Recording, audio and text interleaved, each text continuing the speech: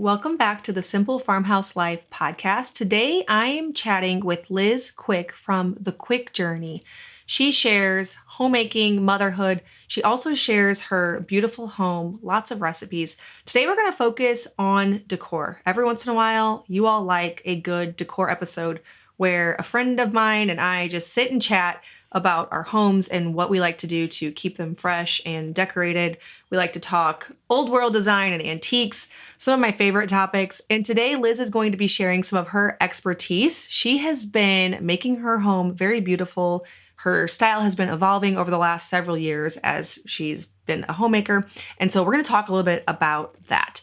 I have created over on my Amazon shop a resource list for books because a lot of times I mention design books, and we're talking about that in this one as well. And so if you go over to amazon.com/shop/Farmhouse on Boone, there will be a section where some of the best design books that I have in my home are going to be listed. There's also a section for shopping our homes. So if you want to check out some of the items that we are talking about and that we have in our home, that will be there as well. All right, let's dive into the interview.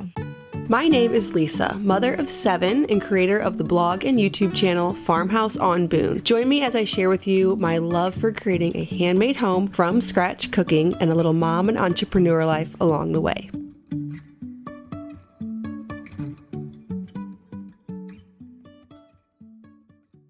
Awesome. Well, thank you so much for taking time out of your day to join me. I know you have little ones and a lot going on, so I am looking forward to chatting decor. My listeners really appreciate like farmhouse design chat every once in a while. They really like that. And so I'm glad to have you on to do that. So welcome.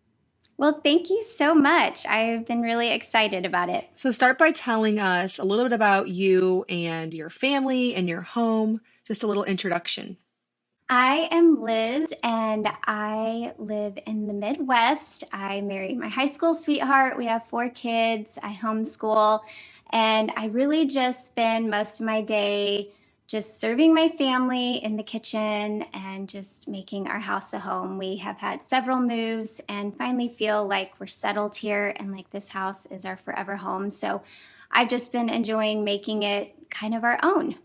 Yeah, and I love following along with you as you do that because you share a lot of recipes and homemaking, and then also your home is very beautiful. And so that's what I really want to focus on today. She didn't mention it, but she can be found at The Quick Journey on Instagram, and then you also have your blog, The Quick Journey, and then you also do have a YouTube channel as well. Where do you feel like people can best, like where do you show up the most?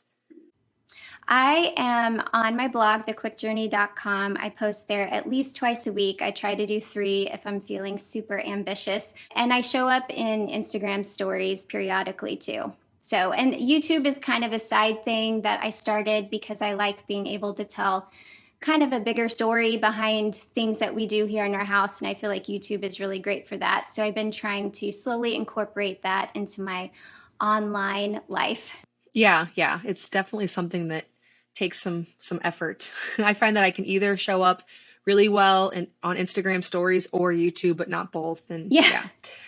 So one topic that I thought it'd be fun to focus on is how the style of farmhouse, because I think both you and I consider our homes a farmhouse, which really just makes you think of gardening and homesteading and that homespun life where you make things from scratch. And so I think that's why so many of us love to bring that style, but how it's changing. It seems that people are abandoning the style that it started as, where everything was all white, all minimal, the thing that Joanna Gaines sort of made popular. Have you noticed that? Yeah, it's definitely been changing. And Joanna Gaines did a really good job because she stuck with some basic elements. She had white paint, she had shiplap, and then she would throw in greenery, faux green plants or something. And what she did was she made this attainable, beautiful, easy style that like every homemaker could make happen. You pair that with how commercial it is. You can find it in the aisles of Target. You can find it online. You can see her on TV or see her on social media. And it's one of those things where we find that we're inundated with it and we love it and it's easy, but But then we look around and our house looks like everybody else's. And I think where we're coming now is that everybody wants to have a space that feels like their own. They want it to be original to them. They want a collected home that when they walk in the doors, they're like, this is cozy and inviting. And, it really shows who I am as a homemaker and as a decorator. And so you have people adding in color. And now I'm seeing wallpaper show up. And as a girl who was raised by a wallpapering mom, our whole house was wallpapered. She wallpapered homes in town. I am just really loving it. I'm loving the antique and vintage patterns and colors that they're showing on the wallpaper. And I think it's a really great way to take what Joanna Gaines started. Of course, shiplap is always going to be in style. It's this simple line, but you can really update it and make it your own and make it original to you. Maybe like shiplap on the ceiling or different kinds of shiplap. And I think people are just starting to feel like they've outgrown it a little bit and they would like something a little more elevated and sophisticated. Yeah, I really like what you said about making it attainable for everyone, because I feel like the style that was really popular whenever I first became a homemaker, which was like 13 years ago, actually probably more like 10 years ago that I started actually caring about decor, was this modern farmhouse style with Joanna Gaines. And it, like you said, it felt very attainable. If I just painted everything white, added some plants, it looked good, I felt confident. And then now I think you're right, people want to start branching into something that makes their house stand out, be a little bit more unique. I love in your house how you incorporate art and pattern and wood tones throughout it. It's really warm and inviting. How would you describe your home style, or how has it evolved over the years? It definitely has evolved. And I think where I've landed is just this old world, European French cottage type look. You have the sophistication of velvet. I love velvet. I have several velvet sofas in my house. And then you can marry it with the simplicity of wicker, or, you see these like plaster busts, like these heads everywhere. And those are very old world and European, and I just love them. So you can have like concrete urns sitting on your coffee table full of these beautiful, cottage roses, and yet you have a velvet sofa. And I just love how you can have this great, timeless, concrete foundation to your decor, and then also add in other even trendy elements. So I just love the old world look because I feel like it is a good foundation that just is enduring, and it gives us the opportunity to build upon it. Yeah, I definitely agree. And it's something that gets better over time as you layer things in. So you mentioned wicker, you mentioned Yeah. concrete. What are some of your other favorite textures to layer in? On your blog, I took a little thing from your blog that with classic design, that layering pieces makes it to where you can take them away, put things in to bring it back to life. So it's not constantly like you don't have to constantly redo a room, waste time and money. Let's explore that a bit. Like, what are some of your favorite textures, and how do you create this base that you can bring things in seasonally, take things out, edit, but never actually completely redo something to spend a whole bunch of money? It really started out of necessity. Like when you're first starting your home, you have a tight budget and you're trying to make this beautiful space on a minimal, income. And so you can't afford to just go the way of the trends and change it every couple of years. So I like to stick to a few basic textures. I love to bring in warmth. Maybe that's just with rich colors. Blankets, those are easy to change in and out. I love plaid wool blankets in the winter. And then I love kind of the oatmeal colored linen blankets, the waffled texture in the spring and summer. Those are easy ways to change and transition your home without breaking the budget. One element that I think is really important with old world European cottage design would be the lighting. You don't have a bunch of harsh overhead lighting. You have beautiful lamps with warm lighting, and that can really change the whole feel of the room. During the day, you see the lamps, but at night, you see the lighting, and it really can impact the feel of a room. I love wicker baskets. You can have wicker wall hangings. I recently had a really great score on Facebook Marketplace. It's a wicker wingback chair, and I love the juxtaposition of my velvet sofas with the wicker wingback chair. And copper is another one. It reflects the light. It brings in that rich color, but it also has patina that keeps the room charming and just inviting. So you have these different little elements that you can bring in and out and even move around your space that can have a big impact. And that's what I love about having your traditional foundation, is that you can have these small changes that make a big impact and even bring in some trendier items, these small things that can make your home feel like it's with the times, but also have this great traditional foundation so that you don't have to spend, buy huge investment pieces all the time. Yeah, I really like that idea of buying the classic pieces and then layering in anything that's maybe trendy or seasonal. Yeah. You did score if you got something wicker on Facebook Marketplace, because I've been looking for some wicker for outside and I didn't realize how expensive wicker is. I mean, it makes sense because it's very nice and it looks like it would be difficult to make. I've been on the hunt for some wicker pieces as well. You also mentioned lighting, which I feel like I've really just discovered the importance of how much of an impact good lighting makes in the last year or so in my home. And I've been collecting lamps. I'm on the hunt at antique shops. What are some of your best tips for decorating seasonally with this type of decor? Are you the type of person who has a lot of seasonal things or just small swaps that you make when the seasons change? I love classic decor because it gives this great foundation. And for seasonal, I'm not someone that decorates for all the holidays. You give me Christmas and I go all out. But other than that, I keep it pretty pared back. But I do love, especially as a homemaker, bringing your home in and out of the seasons. I think it's important. I think it feels fresh.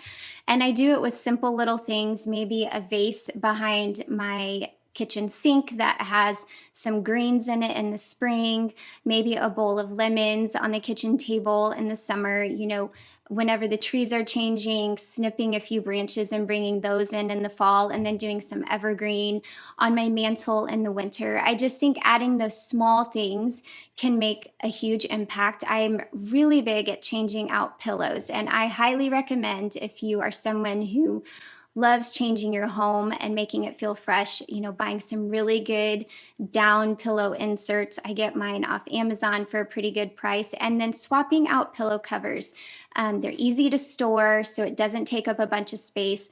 They're relatively cost effective, and then you can freshen your home without having to spend the money every single season on buying brand new pillows. So those are a few things I like to do. Obviously the blankets, and I always like to get new hand towels because, as you know, when you have little hands, wiping their hands on hand towels. So every season I like to buy a couple new hand towels just to freshen up our bathroom and our kitchen. And those are a few fun things I do that don't cost a lot. Yeah, those are all really, really good tips. I want to take a quick break to tell you about today's sponsor, Redmond Real Salt. In our home, I cook everything from scratch. Well, sometimes I don't. But when I'm making homemade bone broth, fermenting vegetables, sourdough bread, I need a good quality salt and lots of it. Because of this, I really like using Redmond Real Salt. I know I can trust the quality. I know that I'm getting all of the minerals that my family needs, that my ferments and my sourdough needs as well. You can check out Redmond for 15% off. They gave me a coupon code Farmhouse at bit.ly/Farmhouse Redmond. That's bit.ly/Farmhouse Redmond. Head on over there and stock your kitchen so that you never run out with Redmond salt. Recently, I purchased a 10-pound bucket, and now I feel confident that the staple ingredient of salt, which is the most important ingredient in our home, is going to be in stock so that I can keep making all of these lovely foods that I enjoy making for my family. Let's talk a little bit about your vintage art gallery wall that's so popular over on your blog. What are some of your favorite sources for art? What about frames? Do you do a lot of thrift shop frames that you make over?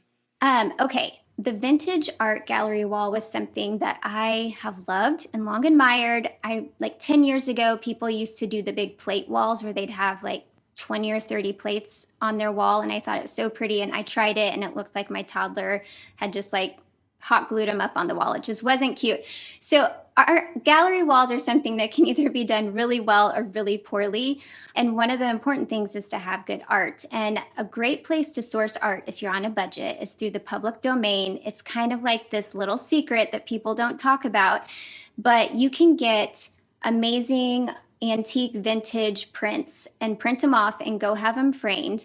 And when you look, a lot of shops actually sell those prints on Etsy and other places. So it's a great place to source, and like it's a good budget item for if you're wanting to do gallery wall. Antique stores are a great place to find art as well. You know, small Etsy shops have great art.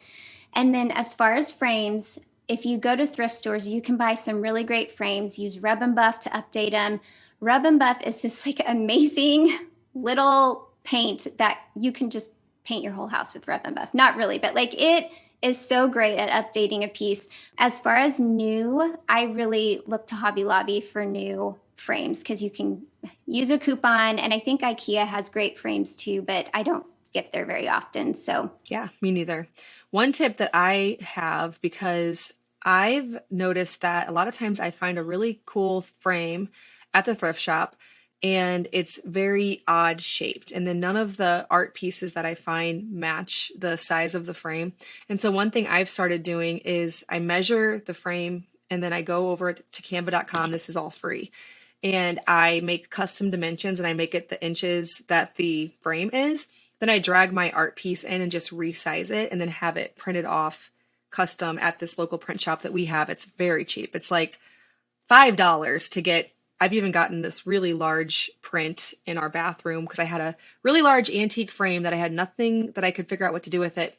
And I just resized. I think it was less than $10 and it's very large. So that's one of my tips. Rub and Buff I've never used, so that seems like something that I definitely need to try. What are your tips for like mixing and matching? So different sized frames. Are you someone who likes to do something that's very uniform, or are you collecting these from all over the place, stashing them in your basement, and then eventually putting it up? I feel like that's kind of the thing that ends up happening to me is I have this plan, but then it takes so long to collect the frames that I want that it just doesn't come together very quickly, or maybe that's just how it is. No, I definitely collected it over time. And a few mistakes that I think are easy to make is to get it too cluttered, to make it too busy, too much color, the spacing is wrong. So I found when I was studying these gallery walls that there were a few main things. All of the ones I really loved, I noticed they had two frame colors. I use black and gold on mine, but if you get in a habit of using too many different colored frames, that can make it look really busy. My mom taught me when I was younger that you should always use an odd number of things, that your eye prefers that. So having an odd number of photos and pieces of art on your wall is better than an even number. Starting with a big piece and then building around it is a great way to do a gallery wall. Another thing is to only have one or two pieces that are matted. Like, you think that matting is going to look better, but when you get it up on a wall and there's a lot of pieces, it ends up looking super busy. So having it simple, and mine is more like eclectic. It's not super uniform, which is kind of what I was wanting. But when you space everything 2 inches apart, 2 to 4 inches is what they recommend. And when they're all spaced the same distance apart, it ends up just coming together. So those are a few tips that I have. Those are the things that I saw made a difference whenever I did my gallery wall. Okay, so with that public domain, where do you find that? I believe I've heard of this before, but what's the actual website? Well, there are several different places. You can go and Google public domain. There are like the Smithsonian has a public domain, and then like the Metropolitan Museum has a public domain. Okay. So you just kind of have to search around. I'm trying to think of some other places, but I can't remember them off the top of my head. But if you do a Google search for public domain art images, you should be able to find it. Okay. So on yours, did you do a mix of people in still life or landscape? Yeah, I tried to keep the main, I wanted all the colors in the pictures to be similar, so it had a cohesive look to it. But then I would mix and match, some were of flowers, some, were of vintage stores and some were of landscape, but they all had the same basic color scheme, which kind of brought them all together. Yeah, yeah. I love how it looks. You can find pictures of that over on thequickjourney.com and then just search gallery wall. I'm sure it's like the top one. Also, we'll have links for everything we talk about in the show notes. What are some of your other tips if someone has a super small budget? Like I'm thinking back when we first got married, I took my husband's furniture that came out of his parents' basement when he lived there and I, covered that and we painted everything. There was just literally no budget for decor. What are some of your top tips for your home looking beautiful with no budget, or is it even possible? No, it totally is possible. And I think, Mark and I were in a very similar place whenever we first got married. Really, for the first 10 years of our marriage, there wasn't much of a budget for that. And so I learned how to thrift really well. And a tip for that is to always go with a list because you get in there and there's so much stuff to sift through. And then you end up spending and buying things you didn't really want, or you end up just feeling overwhelmed and you can't even think about what it was you wanted in the first place. So always go to the thrift store with a list. And, even if you're at the thrift store, have some standards, like buy things that are timeless, that are quality, things that you actually really, really love. I am very picky. I don't like bringing things into my house that I don't love. So I am willing to be patient and to just go often and look and sift through things. And I have found a lot of hidden gems by doing that. And you don't have to spend a lot. So I think thrift stores is a great place to do that at. And recently, Facebook Marketplace, it's like it opened up this whole new world of thrifting and buying secondhand. So I love Facebook Marketplace because you can search for exactly what you're wanting. And every single day I go on there, I have a few pieces I'm looking for, and you can find it for really great prices because some people don't realize what they have. Other people do, but you can find, if you look long enough and you look every single day, you can find what you're looking for. That's so true. Whenever I was first married, there was no Facebook Marketplace. There was Craigslist, but still, I don't even, like when we first got married, we didn't even have internet in our house at all. So the Facebook Marketplace is such a new way that people can definitely get really awesome looking homes without spending a lot of money. Now, do you on Facebook Marketplace, do you set the searches so that they can send you? I have a couple searches set where if certain thing with a certain keyword pops up, they're going to send it to me. I don't do that, but I do save things that I like. So I think that kind of tells Facebook Marketplace what to show me. So if I have something and I see it and maybe it's out of my price range or it's too far away, I will still save that so that it flags it, and Facebook Marketplace will show me more of that kind of item. Yeah, I do the same thing. I'm constantly saving things, even though a lot of times I'm not going to be able to go get it. One more tip. I always, whenever you have the option for shipped and local, I always choose local. Now, unless it's something where, say it's like something small where it's not a big deal to ship. But I have found that so many people accidentally include shipping in their listing when they didn't mean to, and they never had any intention of shipping it. And so you're seeing a whole bunch of results for things that you can't even get. And so I almost always, like if it's a bed or something large like that, I'm choosing local. Yeah, I do the same thing. Yeah. So do you have any DIY projects that have been really inexpensive but impactful in your home? One thing I'm thinking about is your DIY Anthro Mirror. You could tell us a little bit about that or any others.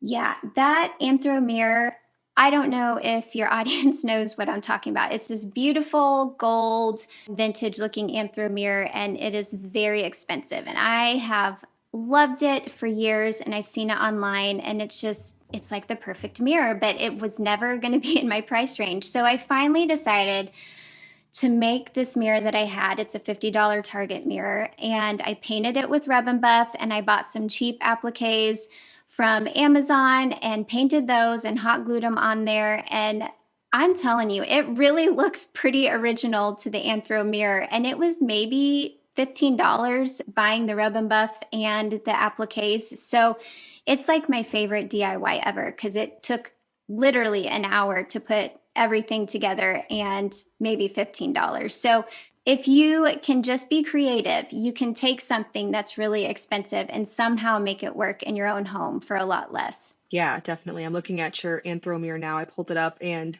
it really is very convincing. A lot of times I feel like projects can either go really right or they can go really wrong when, you think you're going to make something. I've definitely had projects like this where I've spent countless hours on it and then I'm like, well, nope, that did not turn out how I was expecting it to go.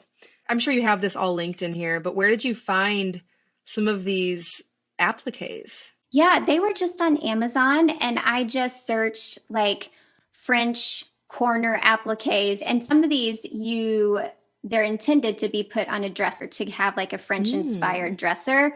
But I just put them on the corner of the mirror and then put one on the top of the mirror. So I just found them on Amazon. Wow. That project right there really gets my wheels turning for a lot more ideas, like thinking about where else I could put those kind of appliques. It really just opens up the door to that all of these pieces exist. So before I wouldn't have thought to go search for even something like that, but these custom little woodworking pieces, I've noticed they exist. And like you said, you just have to be creative, study it and think, how could I create something like this? I actually got the idea for the appliques from watching Sarah from She Holds Dearly. She was updating her piano and she was using these little wooden appliques on her piano. And I thought, oh, I can use those to make this mirror. And so that's where I got the idea from originally, was from Sarah. Ah, yes. Yeah. She has so many great ideas.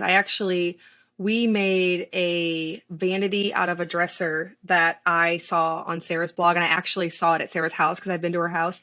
And yeah, I totally got that idea from her as well. She has a lot of creative ideas for things that you wouldn't think you could even make, and then you totally can. I want to take a quick break from this podcast episode to tell you about YouTube Success Academy. So 5 years ago this summer, I started a YouTube channel. It's a place where I'm able to make a living sharing my passions like food from scratch, natural living, handmade home. And I put together a course, actually put together as a casual way to say that I spent countless hours making videos, making a workbook and a comprehensive planner, everything from camera settings to create professional style videos, what gear you need, to keyword research on YouTube, to coming up with video content ideas, and packed that all into a course that I call YouTube Success Academy. And I am launching it right now. The doors actually close on it in just a few days. I'm doing a live webinar tomorrow night, Friday. So if you have any interest in getting in on the free live webinar or checking out more on the course YouTube Success Academy, you can go to bit.ly/Farmhouse YouTube, where you can enter your email address and then I will send you all the details so you can get in on it before the doors close. If you've ever wanted to start your own YouTube channel, this will definitely be the right course and community for you. We have a whole community of people who are also starting their own channels. You can grow together, learn from each other, and then learn from all of the things that I've learned over the past 5 years to make my Farmhouse Homeboon YouTube channel a huge part of our family's income. Are there any other DIYs throughout your home, maybe even something you haven't blogged, but that you feel like it made a really big impact, but it wasn't that expensive? I'm not the biggest DIYer because typically it doesn't always end up the way I want it to end up. And it's not a budget DIY, but our kitchen, we redid our backsplash and took off the tile backsplash and added vertical shiplap. And it's one of the most impactful things that we've done in our kitchen. And it just brought so much charm and it brightened everything up. And that has been my favorite DIY for sure, because it just completely changed the whole look of the space. Yeah, and I'm sure that probably wasn't too expensive, just a lot of labor that went into it. Yeah, definitely. A lot more labor intensive than I thought. I didn't realize taking tile down was going to be such a big undertaking. Yeah, definitely. So let's talk a little bit about decorating with antiques. I feel like we're all a little bit tired of just like going into Hobby Lobby and buying out a whole aisle and calling it a day. I think we're all looking for something that's a little bit more layered, something that tells a story, makes your home more meaningful and inviting. Do you have any tips for decorating with antiques? My first tip would be to grab a book and really explore how antiques look and how to use them. And I have a few really great authors. First of all, I love looking at images from Ralph Lauren. He does a really great job incorporating antiques and things like that. I love Gil Schaefer. He has a few really great books that you can buy on Amazon. And then I think you've mentioned her before, but Roz Byam Shaw, I don't even know if I'm saying her name right, but she has really great books that just show you how to use antiques in a way that brings a lot of charm to your house. So I love getting books and flipping through them and finding what really makes an impact in a room. And then finding pieces that have good classic lines. And, if you can find a piece that has the old casters on the bottom or has beautiful spindled legs, like those things are going to say so much in a room and speak so loudly without you even knowing it. It just brings in so much beauty to a space just with those simple things. I am someone that I don't like a lot of clutter, so I prefer to have these bigger statement pieces, and that's where I invest most of my money, is to make these big, like a dresser. And I found on Facebook Marketplace this big hutch that I have in my kitchen, and it was only like $100, but it has the old wavy glass, which little things like that can just make a big impact as well, just having those old world elements. And then if you're looking for smaller things, just finding, lamps with wicker shade or those old needlework pillows, and just bringing in little things like that that don't feel overwhelming to a space, but that add to the layering and that tell a story and just add to the interest. And those are a few things. Just get a book and flip through it and see what was beautiful years ago and what's still beautiful today. And if you can find those things, then you're pretty good to know that if you invest in those pieces, they're going to be timeless. Yeah, I agree. I was telling my husband the other day that I feel like I always think that we have everything in our home, every place, everything has a spot, every room has, it's filled out. And then I always, when I'm at an antique shop, I always come up with something else to layer in and make it cozier, which I'm not really sure is a bad thing. But just the other day, we actually found a couple of, they're not antique beds, but they were solid oak handmade beds for the boys' room, because eventually we're going to be moving our toddler in with the big boys, and then we're going to be moving the baby up to where the toddler is. And so I needed some beds, and I really love having like pairs of beds. So we now have 3 different pairs of beds throughout the house that we found all on Facebook Marketplace, which, you can't find that kind of quality. I was telling Luke, like, the beds were not that cheap, but if we'd gone to IKEA and bought them, we probably would have spent about the same, but yet, they would be IKEA. They would be. And I think that's a great thing about antiques, is they're one-of-a-kind pieces, handmade pieces, and they're exclusive to your home. Like, you're not going to walk into someone else's house and see the same thing. It's exclusive to you. It really creates a look that only your home can have. And that's why I love antiques so much, is because they tell a story. It's easy to layer with them, and they're probably more well-made than anything else you're going to find. Yeah, definitely. But you do have to be picky, because we've definitely bought our fair share of antiques that after a while we wish we wouldn't have, because they don't close right or something's falling apart. So you can find really solid ones that they're just going to be here 100 more years. And then you can find ones that probably should be done. So you have to know what you're looking for there. So do you have any decorating secret weapons? So things that you're always going to time and time again to freshen up a space, just your go-tos. Like, when in doubt, I always bring in this. Well, I would say, depending upon the season, if it's in the winter season, I'm always going to have plaid blankets. I love the old Pendleton type blankets. You can throw them over a chair, throw them over your sofa, and they instantly bring in that cozy feel. I love faux greens whenever it's brown outside, like in the spring before things have started to bloom. I always have some faux greens that I bring in. In the summer, I will go cut fresh flowers, and those are my go-to that I always have. I have them in my bathroom. I'll put them in the kitchen, just scatter them all over the place just to have some of the beauty of the fresh flowers in there. And then baskets. I don't feel like I can have enough baskets. I love them. I love how you can have different colors with baskets. You can have the different weave. I just think they're subtle, but they also make a statement. So baskets are definitely something that I gravitate towards. Yeah, those are definitely mine too. I feel like that's sort of a joke in my family, because every time we're at a shop of any kind, I'm always instantly drawn to baskets, and I have them stacked up. I have them on top of hutches, on top of the refrigerator. They're pretty much everywhere, all throughout my house. Yes, me too. So you were sharing on a recent blog post some of your old world design tips. I really love the tips that you shared. Can you maybe just mention a few of them from your recent blog post, just some of your best old world design tips? Yeah, sure. Okay. Layered rugs, it seems like it's a trend right now, but this is a very old world trend. If you go back to a time when they didn't have carpet on the floors and they didn't have heat throughout their house, you would have layered rugs to bring warmth to your space.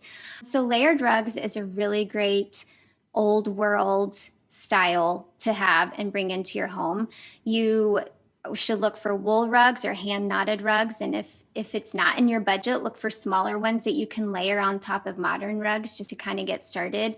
Wall sconces are a very old world thing. If you think about how they had candles and how they had candle sconces and candelabras, that is a very old world thing. It's also a great way to bring in and like mix metals if you're wanting to do that. Velvet is very old world. You have, plaids and paisleys that are great textures and textiles to bring in. And then if you're wanting more of like the rustic old world, you would go with more of like a wicker or a copper, concrete urns or plaster busts, like I mentioned before. Those are really great ways to kind of bring in the simple side of old world. And then we kind of have left the painting everything white and like rubbing the corners and making it look super chippy on our furniture. We've kind of left that phase.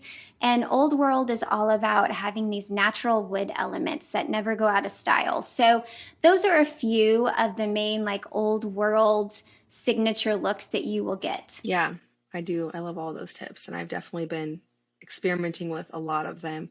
With the light fixtures, I've been experimenting with adding I'm looking at them right now, pleated lampshades and more texture and more pattern throughout. That's been something I've really been enjoying doing and bringing in lots of art. And like you said, with the layered rugs, a good tip for that is to get something really inexpensive, like a large jute rug, or what's the other texture I have? I have one in my living room. It's white. I don't know that it's jute.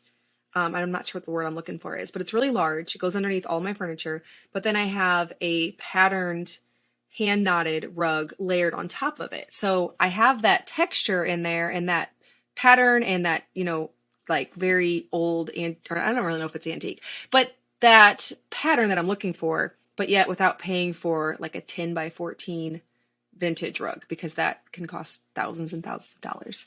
Awesome. Well, tell us where to best find you. Okay, yeah, you can find me at thequickjourney.com or at The Quick Journey on Instagram. That's where I hang out daily. All right, awesome. Well, thank you. All right, well, thank you so much for listening to this episode of the Simple Farmhouse Life podcast. Liz and I had some technical difficulties there at the end. Nobody could hear me for some reason. And so, obviously it's my internet. That's why. So we had very poor internet today. So hopefully that all came across there at the end. We could have, and I wish we could have chatted longer despite that. But I encourage you to go check out all of the resources down in the show notes that Liz mentioned, some of her really awesome blog posts on her Anthro Mirror and some of her DIYs, decorating tips. She has a whole blog post recently on old world design tips, which is really worth exploring. As always, thank you so much for listening, and I'll see you in the next episode of the Simple Farmhouse Life podcast.